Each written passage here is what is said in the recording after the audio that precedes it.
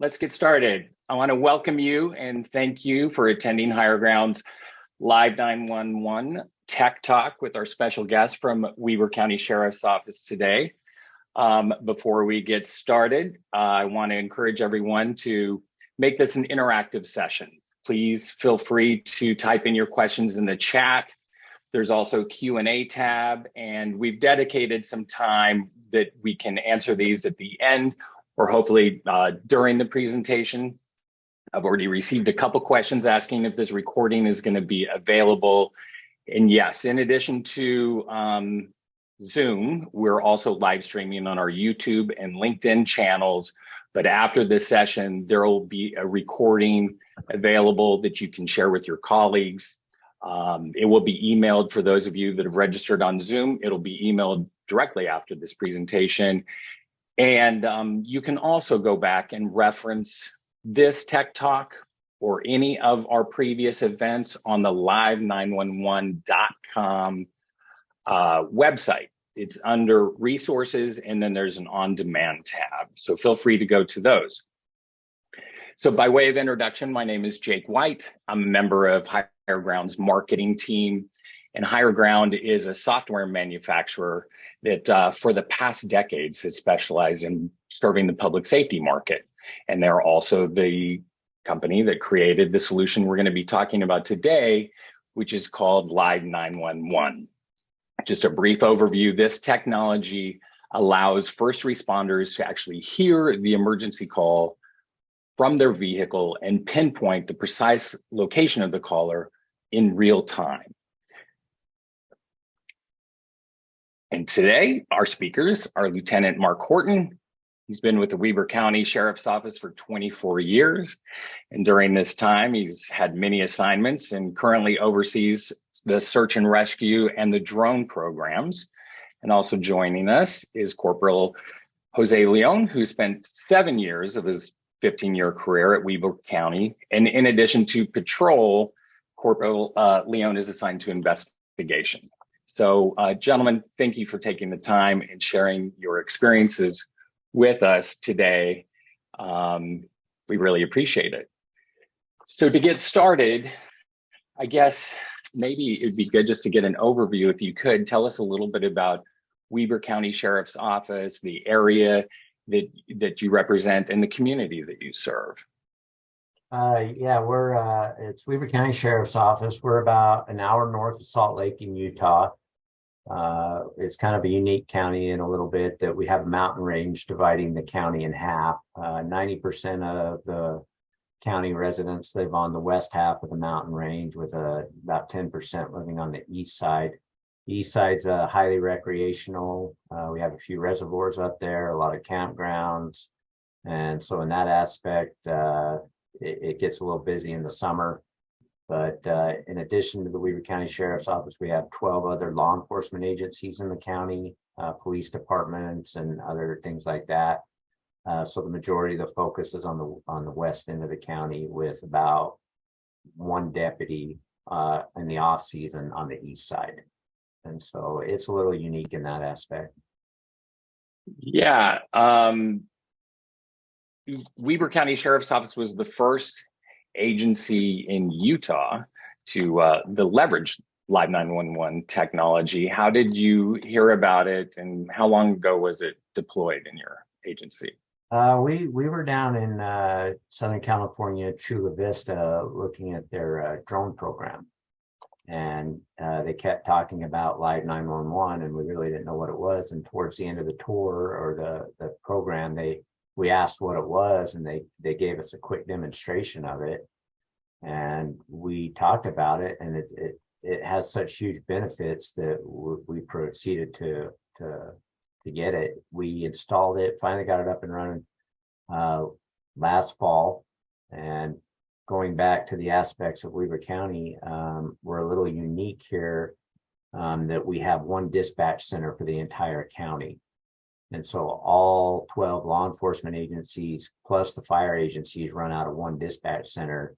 And so when we did get Live911 up and running, it was available to all these other agencies. And since then, Harrisville Police Department has jumped on board, and I'm in contact with Pleasant View Police Department, who's also seriously looking at it. The benefits so far have just been awesome with what we've had with it. Yeah, overall, what's kind of been the impact since you deployed last fall? Corporal Leon can probably talk about some of that, but some of the things that we noticed right off the bat was we were kind of getting a head start on a lot of our calls. When somebody calls into 911, your call taker is going to take that. They're going to start inputting it in, and it takes a little bit of time to get it to the dispatcher to send it out. Well, that was saving us time. We have a guy here at the office, and he said it best. I'll never forget what he said, but he said, when you get dispatched to a call, you're going to get half the information you need, and half of what you get will be wrong. And he's right. And so this kind of takes some of that out. We're getting better information, and we're getting it faster. And we have a whole new respect of what our dispatchers go through when they're taking those calls in, because a lot of times it's very hectic, it's very frantic with what they're dealing with, and trying to get the information that they need can be stressful. And that also gives us more details as responding deputies or officers as to what's going on. Right. Officer Leon, I know that you were one of the very first that used it right when it was deployed, and tell us kind of, maybe if you can share a couple experiences that you had. Yeah, we deployed it on a weekend. It was a Friday shift. At the end of the shift, we were heading home, and I heard through the Live911 app accident rollover with injuries, and I was about 2 miles away. So I responded to it before it was even dispatched. I arrived to the accident scene just as it was getting dispatched. I got there just in time to see the driver go unconscious, and then went into cardiac arrest, and I began to do CPR there on the side of the road. She was transported by ambulance to the hospital, and she ended up living. And so that was on a Friday, and then came in on Sunday morning, and I heard another Live911 call come in, and this was the caller only knew that their location was the Far West Recreation Center, and they didn't know the exact address.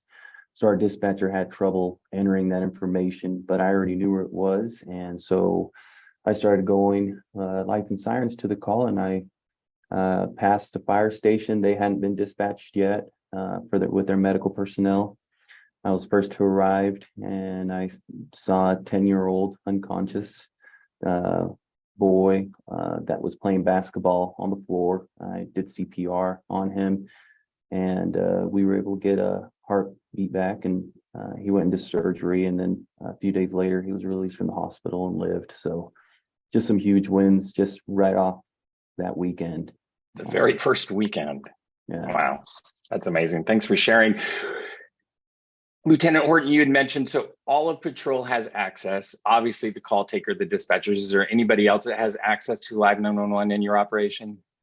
Yeah, we're all constantly expanding it. Within the last 2 weeks, we'll be getting it out to our school resource officers. For the summer, they are assigned to Marine Patrol at a reservoir called Pineview Reservoir up in the Upper Valley, and they do have MDTs on their patrol boats. And so we thought that would be a benefit for them if, say, medical comes in, or a drowning, or a missing kid. A missing child around water is always scary. And so we're hoping that gives them the heads up on that. And then they'll also have it available when the school season starts. And so, yeah, we're constantly trying to expand that out. That's amazing. And as Corporal Leon shared, getting there quicker seems to be one of the major advantages that's been within your agency. Is there any quantifiable amount of time you think that you're saving using 911? Yeah, we think so. Some of the things we're also noticing is we're getting some de-escalation value out of it. For instance, if we're responding to a domestic violence situation, a lot of times the suspect will leave. They'll flee before we can get there. having that information before we pull up can change things drastically. You can have assisting deputies maybe start looking for him, but you know that person is out of the house before you arrive, and so that kind of changes some aspects. We're also getting better descriptions. It's kind of funny listening to when they call in. People are pretty amped up and they're giving descriptions that the nice dispatcher isn't going to repeat over the radio side. But going into that situation, you're listening to them going, okay, I know who I'm looking for now. And so it's a huge benefit in that aspect of it. I've seen times response from 45 seconds to 2 minutes of quicker response time using the system. Wow, that's great. And what type of details are you hearing that I assume you didn't get to hear before, Officer Leon? You get to hear the emotion from the caller, and you can hear the background noise. Then you can start making those judgment calls on your way there before it's even dispatch. There's been times where I can hear the call come in, and I can just send a chat to the sector officer and say, hey, start heading to this direction. There's a call coming in, if they don't have their 911 up. And so you're able to just pick up different emotions as well, like I said, from the callers, which can change your response. Right. How about being able to see the exact or precise GPS location of the actual caller itself? Is that making an influence on dispatch or on patrol as well? Yeah, I had a call where the caller didn't know where she was at, but she was calling from her cell phone through 911, and she said some stranger had taken her in her car. And so based off the rapid SOS system on the Live911, I was able to track her phone to an exact location and found her underneath an overpass. So, wow, that's great. I wondered if we have this seamless and simultaneous interaction, right, with the call taker and then the dispatch. Is there ever information overload, or do you want to speak to the geofencing capabilities that allow you to kind of distill that? Yeah, some of the things we like I said, we have one dispatch center for 12 agencies. Weaver County Sheriff's Office and Ogden Police Department are the two largest agencies in the county. Ogden City can get overwhelming. We typically don't respond to calls in Ogden City unless they request backup, but we can listen to their 911 calls or not listen to their 911 calls. And so we can, through the geofence system, we can block them out because it can get a little overwhelming trying to listen to all of that. And so we can block them out and listen to what we want to listen to. We did have a hoax at the end of the school year up at Ogden High School in Ogden City where somebody had called in a bomb threat. So responding officers were able to click Ogden in and listen to what they were going to. But the feature of being able to also click it off is huge for us. We can geofence it, but the radius aspect of it too, where you can change the radius around your patrol vehicle to different sizes, is huge for us. We can expand that, but Corporal Leon would always, if he was driving through Ogden, he'd probably set about a 2-mile radius around his truck. And that way, if something did come in while he was driving through Ogden, it'd pick it up for him. So that's huge for us. We really like that feature. That's great. Hey, let's pause just for 1 minute, please. Just a reminder for attendees, if you will, go ahead and put your questions in the webinar chat. And yes, Mr. Maloney will send this recording so you can share with your command staff. And we've got some other questions rolling in. One thing I wanted to hit on, Lieutenant Horton, you had mentioned, or in your bio, I know that you're working on a drone program and bringing in, again, more enhanced technology to better serve your community. Can you tell us a little bit about the drone program and if that's going to be tied into Live911 as well? Yeah, it is. Like I said, we were down in Chula Vista. They have a premier drone program. I think they cover their whole city with 4 drones. They said their average response time is 60 to 90 seconds. And so with that and combination of the Live911, their responding officers are seeing and listening to everything that goes on before they arrive on scene. And we're trying to accomplish that here. We're a little more rural, we're a little more spread out. And so that does present some challenges with the drone program. But we do have a drone on 24/7 now. And with the Live911 added to that, it's getting every deputy better information before they arrive on the scene. So not only will they be hearing the call, I assume you're going to send them the video. Our dispatch can already stream the video, and we started trials last week with our patrol crews that they're able to stream it too. So they're able to pick it up on their phone or on their NVT. The idea of being able to watch the drone through their cell phone is if they get stuck on perimeter on a situation and they're away from their truck, they can still monitor what's going on. Great. And I was wondering, are there any additional or any officer safety benefits? We've kind of been talking to the benefits of the community. They're getting there faster. You're getting increased situational awareness. Are there other benefits to the officers to their own safety as well by being able to hear these calls in real time? I think so. Some of the benefits we've noticed is if it's a big incident, that Live911 will just light up. You'll have 3 or 4 callers calling in. And so you instantly know whatever's going on is probably big, and you better start heading there. Corporal Leon kind of touched on it, but when somebody calls into 911, for an example, from a gas station, it's not showing their location at the gas station. It's showing which parking stall they're sitting in at the gas station. And if they move, it shows them moving. So in the example of a domestic violence situation, maybe going down the interstate, where we have one every so often where somebody calls in and says, hey, I'm in next to this car and he's hitting her. We know exactly on where they're at on the interstate. Usually through the 2 or 3 minute lag through dispatch, they're usually a mile or 2 out of that where you think they are. But because of the Live911, we know exactly where they are and can hopefully intercept them sooner. Right. And if they're moving, you're going to be able to follow them. Yeah, exactly. Yeah, that's interesting. You know, you kind of hit on it earlier, and I just wanted to mention while we still have some time, your relationship with dispatch and the call taker. How has that kind of impacted that side of the operation? If you can tell, because a lot of times when we're presenting this, there's a little bit of concern of Big Brother, like the dispatcher, like, I don't know if I want them listening to me. But how has that kind of shifted or changed in your operation? On our operation, our end, it's huge. Like I said, I think every one of our deputies has a new respect for what our dispatchers go through now.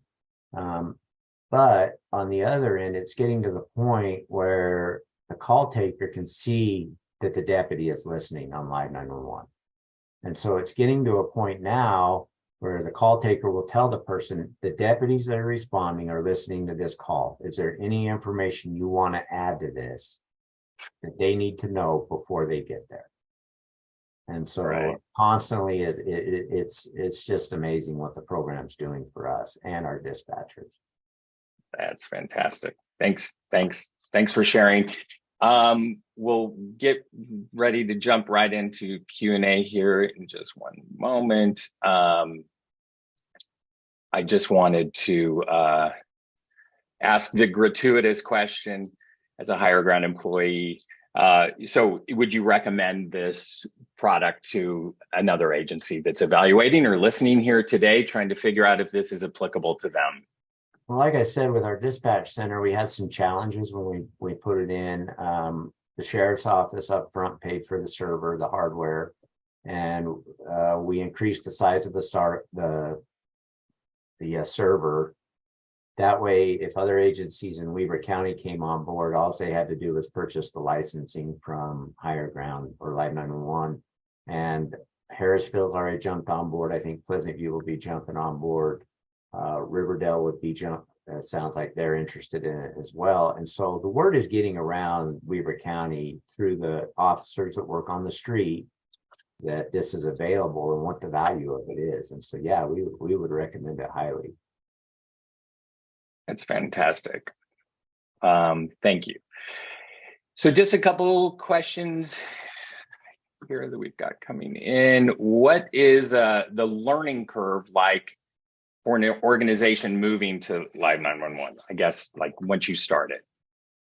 Look, Jose could probably touch on that. He's quite familiar with the program and uses it a lot.